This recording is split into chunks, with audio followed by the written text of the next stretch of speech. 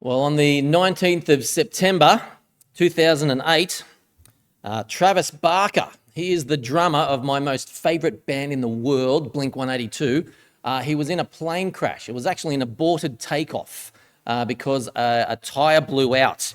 Now, both pilots died during the crash, as did Travis Barker's bodyguard, security guard, and his assistant. Barker suffered second-degree burns to 65% of his body and spent 11 weeks in hospital undergoing 27 surgeries and skin grafts. Now, because Barker had a long history of significant drug use, what that meant was the anaesthetic drugs did not work as well, and he actually woke up several times on the operating table.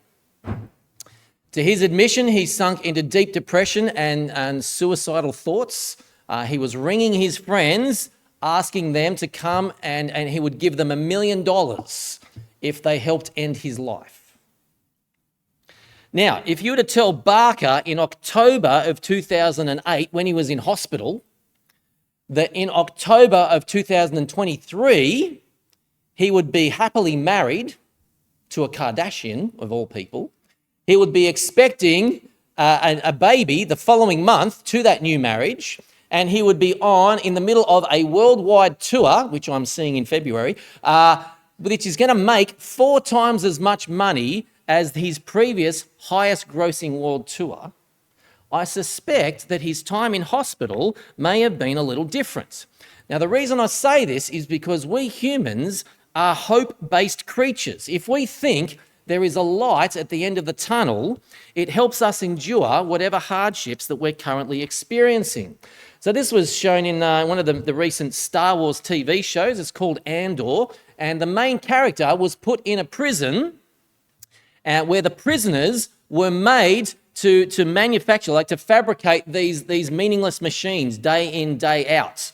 All right? Just every day they would get up and they would just make these machines every day. They're actually making the Death Star, if you must know.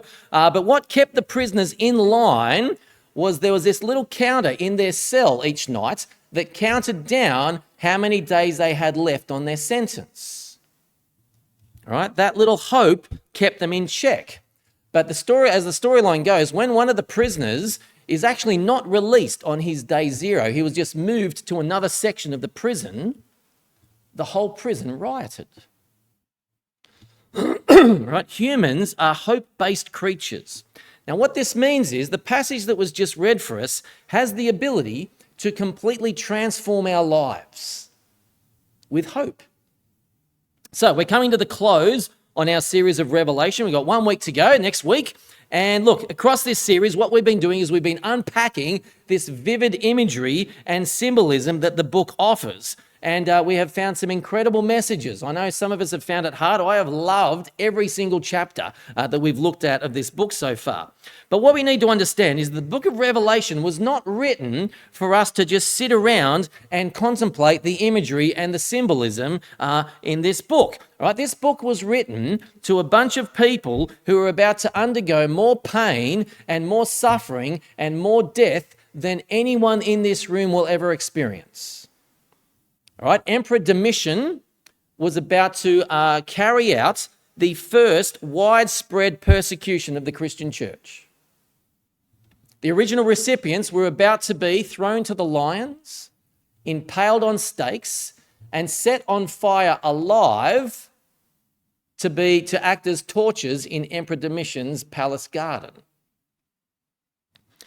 And the book of Revelation was written to help these early Christians face this persecution. And the fact that the Christian church has survived tells us that this book worked.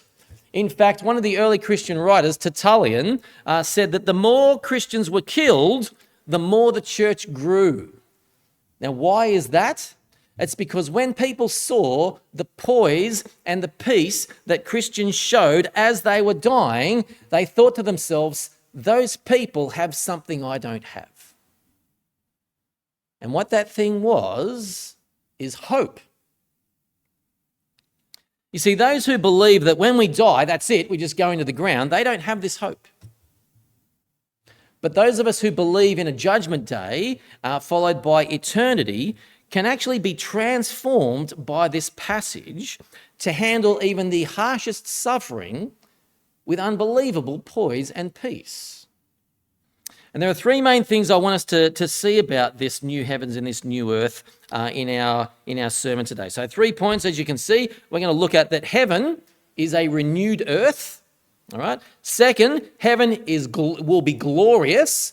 And our third point is heaven fulfills our deepest longing. And my prayer is that as these three aspects of our future hope become more central to our lives, they will transform us into the kind of world-changing Christians that the original recipients were. So let's dive in and look at the new heavens and the new earth. If you've got your Bibles open there, it begins with these words, all right, Revelation 21, verse 1. Then I saw a new heaven and a new earth, for the first heaven and the first earth had passed away, and there was no longer any sea. I saw the holy city, the new Jerusalem, coming down out of heaven from God, prepared as a bride beautifully dressed for her husband. Now, when most people today think of heaven, they tend to think of some sort of spiritual realm where we're all floating around on clouds or something like that. And believe it or not, that's actually not too far from the Bible's depiction of heaven right now. All right, so as I've mentioned the last 2 weeks, when Christians die, what happens is our soul is ripped from our body, all right, and our body stays here to rot while our soul goes to be with the Lord in a disembodied or spiritual state. And like I said, theologians call that state the intermediate state. Now, why do they call it the intermediate state? It's because it's not our final state.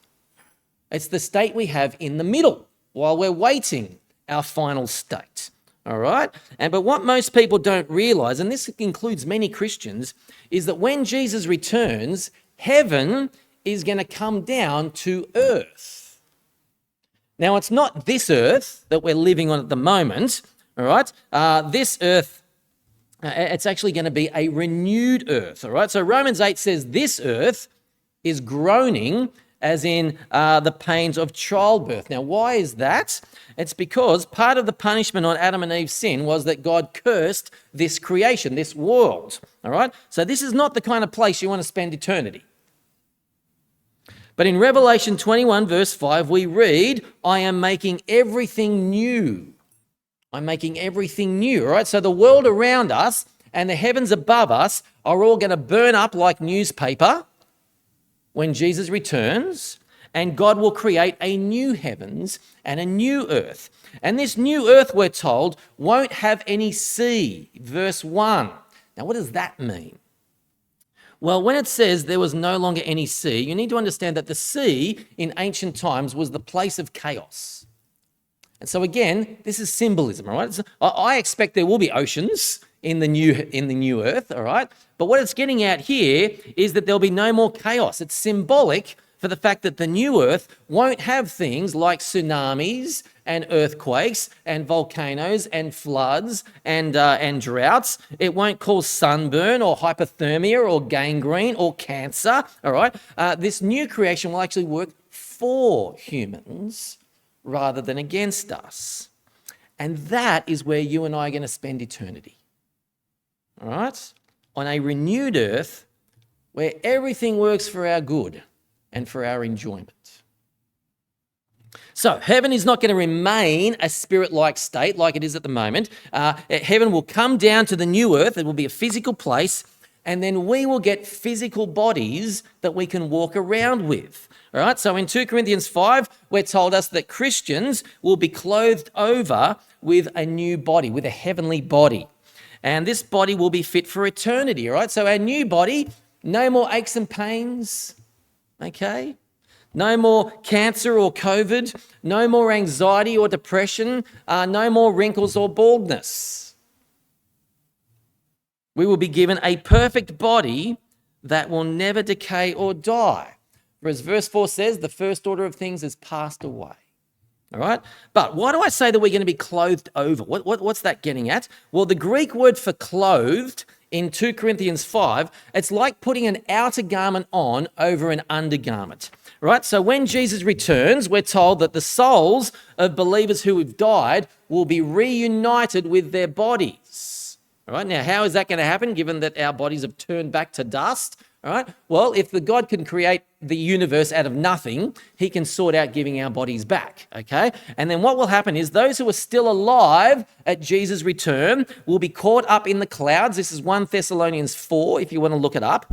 And the Christians who are still alive, along with the physically resurrected believers, all right, those who have died, we've got our bodies back, we're going to be caught up, and then we're all going to get our new bodies put on over our old bodies. Now, what does that mean? It means that we'll still be able to recognize each other, but we'll be different. We'll be better. All right, so in the 6th book of the Narnia Chronicles, when Jill and Eustace see King Caspian in Aslan's country, that's in heaven, we're told they couldn't tell whether he was a young man or a boy, because people have no particular age in Aslan's country. And that will be us in the new heavens and the new earth. It will be a physically renewed place. He is making all things new. The next thing this chapter tells us is what this new heavens and new earth will be like. So to begin with, it's going to be completely void of all bad things. So have a look at verse 4. He will wipe away every tear from their eyes. There'll be no more death or mourning or crying or pain, for the old order of things has passed away. So we will never grieve the loss of a loved one again. We will never worry about our children being hurt or abused again. We will never fight with our spouse or see family breakdown. We will never break a bone or chip a tooth. There will be no more corrupt governments and no more war. But even better than that, there'll be no more sin at all right? So the picture we get in verse 2 of this bride beautifully dressed, it's like the church has been purified for her husband, all right? So can you imagine never having an impure thought ever again? Can you imagine never regretting something you've said ever again? Can you imagine never worshipping created things ever again? Can you imagine never being greedy or jealous ever again? That's what heaven's going to be like. But that's not even the best bit. Right? The best bit, it's not just devoid of bad things, it is full of glorious things. All right? So when John is describing the new Jerusalem, the holy city, he does so using imagery that is bright and shiny. So read it with me. For verse 11 to begin with, it will shine with the glory of God, and its brilliance was like that of very precious jewel, like a jasper, clear as crystal. Then verse 18, the wall was made of jasper, and the city of pure gold, as pure as glass. The foundations of the city walls were decorated with every kind of precious stone, and we get like a big long list of the 12 different precious stones. Then in verse 21, the 12 gates were 12 pearls, hence pearly gates, all right? The 12 gates were 12 pearls, each made of a single pearl. The great street of the city was gold, as pure as transparent glass. It's like the story of the man that shows up to the pearly gates carrying a massive suitcase, and St. Peter says, "What's in the suitcase?" And the guy says, "Oh, look, I was when I was on earth, I was a very successful businessman, and so before I died, I gathered all my wealth together and put it in a form that was nice and easy to transport, and I was hoping I could bring it into heaven with me." And St. Peter goes, "Oh, well, give me a look." And so he opens the briefcase to show $100 million worth of gold bars. And St. Peter goes, "What? You bought paving stones?" Right? That's what gold is used for in heaven, to walk on. But it's not just any gold. Right? It is gold that is like transparent glass. Now, what does that even mean? See, what John is trying to convey here is that the heavenly city will radiate with the Shekinah glory of God. Now, I don't know if you've ever heard that word before, Shekinah. I don't think it's from the Bible, but it is what theologians use to describe God's glory. Okay, so it's like when God descended on Mount Sinai, or when the cloud filled the temple, the tabernacle, and then later on the temple. We are told that is the Shekinah of God. It's used to describe the glorious presence of God. Now, whenever God shows up in the Old Testament, he's always covered in a cloud. Now, why is that? It's because sinful humans cannot look upon the full glory of God and survive. But in heaven, when even our ability to sin is taken away, we will be given courtside seats to the most dazzlingly beautiful sight in all of existence. Like, imagine, just picture in your head now one of the most beautiful sights you've ever seen. Like, it could be your wife on your wedding day. It could be your newborn while they're sleeping and not screaming. All right? It could be a spectacular sunrise. It could be a massive storm cell. It could be a beautiful dress or a stunning sports car. All right? Picture the most beautiful thing you've ever seen in your world and then multiply it by a billion, trillion, gazillion, and you're getting close to how stunningly beautiful heaven is going to be. But please understand, heaven is not beautiful because of the city structure. It's beautiful because it is radiating with the Shekinah of God. That's verse 11. Okay, when you and I walk into heaven, our gaze is going to be automatically captivated by the glory of God. And it will be so overwhelming that we will feel we need to turn away every so often just to catch a breath. Right? Such will be the glory of the new heavens and the new earth. But the real beauty of heaven is not that it's physically new, and it's not that it's glorious. The real beauty of heaven is that it fulfills our deepest longing as a creature. Now, what is our deepest longing as a creature, I hear you ask? It is to feel completely loved and accepted. Or to go even deeper, it is to feel completely validated as a person. Now, there are two reasons why this is our deepest longing. So firstly, we've been created this way, right? Part of being made in the image of God means we are made for relationships. And it's those relationships that we seek out that validate us. When we hang around with people that want to hang out with us, it's like, oh, they actually think I am lovable and acceptable. We need those connections. So I heard a very terrifying statistic this week. That rates of self-harm and suicide in teenage girls have increased 200% in the West since 2012. Not 2%, 200%. And sociologists tell us it's because of social media. Now, social media has countless dangers, but one of them is it gives people the illusion of connections when in actual fact they're really, really lonely. They're not real friends. They're just online friends. And the fascinating thing, though, is with this statistic is that girls, teenage girls who are members of a church have not seen this increase in mental health issues. It's interesting. And the reason being that girls in churches have a community. They actually have real connections. Right? Humans need connections because they help validate us when we're hanging out with people. But there's a second reason why this is our deepest longing, and that is because ever since sin entered the world, humans know deep down that we're not actually lovable or acceptable. We know that if anyone ever found out just how sinful and messed up our thoughts are, they would reject us. There's a movie called Walking Chaos. It's a futuristic movie about a future human colony, like 200 years in the future, and they land on this distant planet, and all the males become afflicted with this condition called the noise. And the noise is where everyone can see and hear your thoughts. Pretty terrifying. And one of the plot themes is how exhausting it is to be a male on that planet and always having to be controlling your thoughts so other people don't see how messed up they are. All right? Humans know deep down that we're not acceptable. And so what we do is you've heard me say this before, we spend our life trying to prove to others that we actually are lovable and acceptable. All right? We get good marks to show our parents how good we are, to make our parents proud. We wear the right clothes to be in with the in crowd. We drive an expensive car or carry an expensive handbag to show our success. We chase that promotion, or we chase those likes on social media, or we go out of our way to be very religious, very moral people. Right? What are we doing?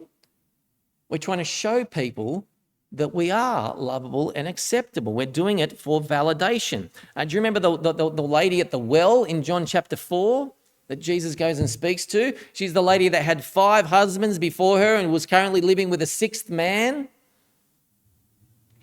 Right? Why was that? It's because, like all humans, she longed to feel loved and accepted, and she was looking for that validation in men. Now, do you remember what Jesus offered her?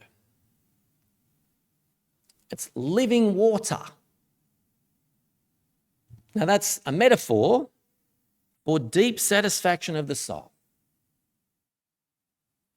So what does Jesus offer us in heaven? Have a look at verse 6. Right at the top of page 1938. To the thirsty, I will give water without cost from the spring of the water of life. Jesus promises to satisfy our deepest longing. The question is, how does he do this? Well, the answer is actually in verse 2. So if you just want to flick back again, and I'll read it for us. I saw the holy city, the new Jerusalem, coming down out of heaven from God, prepared as a bride, beautifully dressed for her husband. All right, so the holy city is the church. It's you and me, okay? And we're described as a bride on our wedding day. Now think about it. How long does the average bride spend getting ready for her wedding day? There's a couple of hours on the day for hair and makeup. There's a couple of weeks getting the dress ready, the outfit. There's a couple of months dieting so she can fit into the dress. Tell me I'm wrong. The average woman looks the absolute best she will ever look on her wedding day. And this is how God describes the church. See, what verse 2 is saying is, God is captivated by us, ravished by us, just like a groom is his bride on their wedding day. And so what this means is, while we're singing God's praises in heaven, he will be singing ours too. Now, my Bible study took some convincing of this point this week. You know, God praising us just didn't sit right with them. But think about it. What was God willing to pay to get us into heaven with him? Like, think of it like the Antiques Roadshow. You ever seen that? People bring along their old stuff to get appraised by the experts. But the appraisal is based on what collectors are willing to pay for it. Now, what was God willing to pay to get you into heaven? The answer is everything. Right? You think about it. Before the world was created, the only thing that God the Father had was God the Son and God the Spirit. Now, that's all they needed. They just needed each other. It's like perfect relationship, an other person-centered relationship, a loving relationship. But that's all they had. And God the Father was willing to give that up to purchase you. That's how valuable you are to God. Right? And so when we finally walk into heaven, we will feel perfectly loved and accepted, perfectly validated by a person who is infinite in love and acceptance. Right? Heaven will fulfill our deepest longing as humans. So, that's our glorious future. The final question we need to ask as we close is, how does this knowledge transform me? Right? Well, it transforms us when heaven becomes the place where our treasure lies. Right? So remember what Jesus says, wherever your treasure is, there your heart will be also. So what it means is the thing that we treasure is usually the thing that occupies our thoughts the most. So if you treasure your work or your career, that's where your thoughts are going to go when you're sitting around with nothing else to do. You'll be thinking, oh, how am I going to get further ahead in work? All right? If you treasure your kids, that's where all your time and your energy and your thinking is going to be invested in, all right, into your kids. So if we want to be transformed by our future hope, then what we need to do is we need to fill our mind with that future hope. So here's our application for today. We need to spend regular time meditating on the newness and the glory and the satisfaction of heaven. Right? The way we face life's harsh realities is to keep our glorious future at the forefront of our minds. There was an English preacher in the 1600s by the name of Richard Baxter. He's a very famous preacher. And we're told that he never had a day without significant pain after the age of 21. And so what he did was he took up the practice of meditating on the hope of heaven for a half hour every day.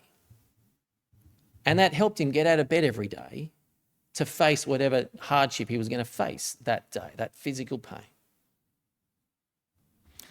So brothers and sisters, if we want to be the kind of Christians who can face anything this life can throw at us, then we need to spend regular time, even if it's just 10 minutes a week.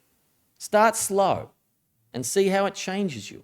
We need to spend regular time just sitting and meditating on the physical newness of our future, the glory of our future, and the complete satisfaction that our future will hold. That is, for those whose names are written in the Lamb's Book of Life. Well, let's do that now. Let's apply this passage. Let us meditate for 3 or 4 minutes. I might give us a bit longer today. We're doing okay for time. I'm going to give us like 4, maybe 5 minutes. Get the passage in front of you. Get the news sheet in front of you. Have a think about what it is you most look forward to in heaven. Is it the newness, the physical newness? Is it the glory?